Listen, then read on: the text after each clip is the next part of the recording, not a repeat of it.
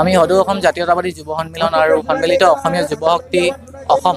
তিনিচুকীয়া জিলা সমিতিৰ উদ্যোগত আৰু বাগবাৰী ৰাইজৰ সহযোগত প্ৰথম বাৰ্ষিক দিবা-নৈশ ক্ৰিকেট প্ৰতিযোগিতাখনি 28 তাৰিখৰ পৰা আমি 1 মাৰ্চলৈকে যিহেতু ইয়াত আয়োজিত কৰিছোঁ আৰু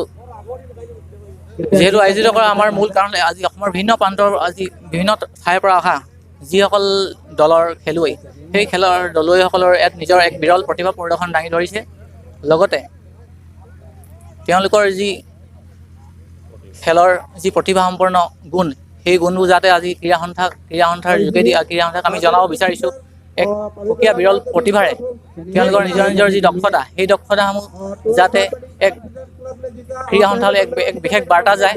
তাক লৈ আমি সদৌ অসম জাতীয়তাবাদী যুৱ সন্মিলন তৰফৰ পৰা আমি এক সন্মান সহকাৰে জনাব বিচাৰিছোঁ। আৰু লগতে আজি আমাৰ সমগ্ৰ ৰাজ্যত অৰ্থাৎ বিভিন্ন